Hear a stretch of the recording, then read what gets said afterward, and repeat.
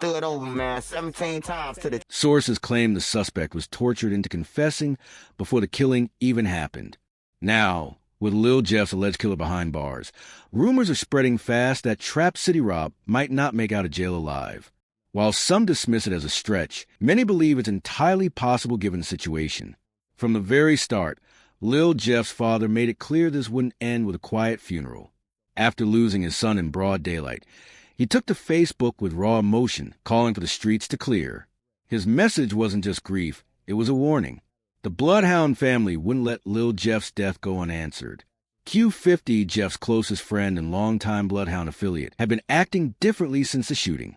Whispers on the street said he was ready to retaliate, to bring pain back to Trap City in the same way they brought it to them. Just like Lil Jeff once warned his enemies of revenge, now it was Q50's turn to carry that promise forward. I'm sorry, this announcement. On my dead grandmother's head, if I'm laying, I'm down. God could come pull me out this car right now. I never took a $1. This wasn't just street talk. It was a code deeply rooted in the Bloodhound circle. Loyalty, retaliation, and legacy. For Q50, those values meant everything. Losing Lil Jeff didn't break him. It sharpened him. It gave him one mission: revenge. The beef between Bloodhound and Trap City had been simmering for months. There were shootings, threats, and cryptic Instagram posts, all pointing to a war that felt inevitable. So when Lil Jeff was gunned down, it was only a matter of time before things exploded. Now, with rumors spreading that Trap City Rob may have been killed in jail, it doesn't feel surprising. It feels like the next chapter in a deadly cycle. Rob, once nicknamed Defensive Player of the Year after the shooting, was praised for defending his turf. But in jail, none of that mattered. Behind bars, loyalty and reputation play by different rules. Rob had been arrested shortly after the incident, and while the murder charge didn't stick, thanks to surveillance footage and witness testimony labeling it as self-defense or mutual combat, street justice doesn't follow court rulings. To the Bloodhounds, things were still unsettled. Even without the murder charge, Rob was hit with serious time for being a felon caught with a gun, labeled an armed habitual criminal, and sent to prison, right into dangerous territory. Jail isn't just about time served. It's alliances, silent threats, and deep grudges. And when you're linked to the death of a respected name in the drill scene like Lil Jeff, your name doesn't protect you. It paints a target on your back. To understand how all this started, you have to go back to June 8th, 2024. It began like any other summer day, but it ended with Lil Jeff, one of Bloodhound's rising stars, dead in the street. He was reportedly on a drill, hunting down a rival in enemy territory. Surveillance footage showed him armed, trying to enter a home where his target was hiding. But this wasn't a helpless victim. This was Trap City turf. And when Lil Jeff pushed in, he walked straight into an ambush. He was shot repeatedly, with reports saying he took between 17 to 19 bullets. That moment didn't just take his life. It lit the fuse on a war that still hasn't burned out. Over, man, 17 times to the chest, the odd times he came out. 17 times. You see how little he was, like, to take 17 bullets? 19 bullets? For a young man known for catching others off guard, the tables turning on Lil Jeff was both shocking and final.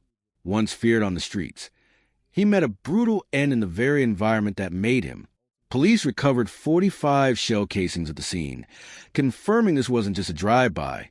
It was a relentless, calculated takedown. Lil Jeff, one of drill music's most polarizing figures, was gone. But in the streets, death rarely means the end. It's the beginning of a new chapter fueled by revenge. His killing reign began after the murder of his cousin Zoni, and from there, things spiraled. What started as a petty chain snatching in 2023 soon snowballed into a blood-soaked feud between the Bloodhound crew and Trap City. Lil Jeff didn't just rob Carter. He humiliated him. In the streets, that's more than theft, it's war. Trap City retaliated by killing Zoni, and that lit a fire in Jeff that couldn't be put out. From then on, Lil Jeff transformed into a calculated predator. With his right-hand man Q50, he hunted rivals like Lal and Glenn, delivering messages through bullets and Instagram captions. His victims weren't just killed. They were mocked, turned into punchlines, and used to build his persona. Jeff wasn't just involved in street violence. He turned it into content. Each death became part of his brand. He bragged online, updated body counts, and called victims hats, even those gunned down at a school. His lack of boundaries showed no one was off limits. Women, students, and even the uninvolved became targets. This wasn't just a gang beef. It was a full-blown psychological war with a deadly scoreboard. And Lil Jeff, for a time, was determined to stay on top, no matter the cost. Lil Jeff, he was on Instagram Live after he caught his last body, talking about, yo, it's 11 now, we up. This wasn't just crime. It was crime marketed as identity. Lil Jeff turned violent behavior into a personal brand, where death and destruction weren't side effects. They were the content. Every act of violence became fuel for his rising profile in the drill music scene. His music wasn't separate from the chaos. It was woven into it. Tracks like weren't just songs. They were half confession, half celebration, documenting the very acts that kept his name buzzing.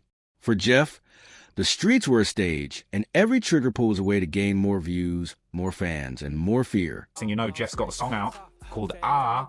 I don't know if you've heard this song, but in the song he says, you know, he was screaming ah when he got hit. And the footage of the kid dying on the ground screaming ah, the self-snitching's just on another level. The level of self-incrimination in Lil Jeff's music was shocking. In track after track, he basically handed law enforcement a confession, set to a beat. His lyrics detailed crimes in real time, giving investigators a raw glimpse into a mind completely disconnected from empathy or moral restraint. Jeff didn't just target rival gang members. He showed no hesitation in harming women, children, or anyone he saw as a threat. Even among hardened criminals, those are lines that usually aren't crossed. What began as gang conflict soon turned into something darker, an addiction to violence and control. He seemed to thrive on fear, growing more reckless with each track and each body. Despite making his actions public through his music, Jeff moved like someone untouchable. Law enforcement never seemed to hold him accountable, whether due to lack of evidence or fear of backlash from the drill scene in Chicago.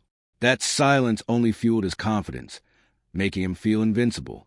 But no one stays untouchable forever. On June 8th, 2024, the cycle finally caught up to him.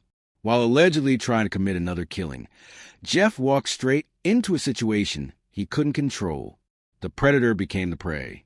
After years of terrorizing others, he met someone who wasn't just ready, but willing, to push back with the same deadly force. His death wasn't surprising, it was inevitable. Lil Jeff's story is now a tragic example of how a young man full of potential can fall so deep into the world of violence that there's no return. He left behind a trail of pain, broken families, and a community that may never fully heal. His rise and fall are a grim warning. When violence becomes an identity, it never ends well.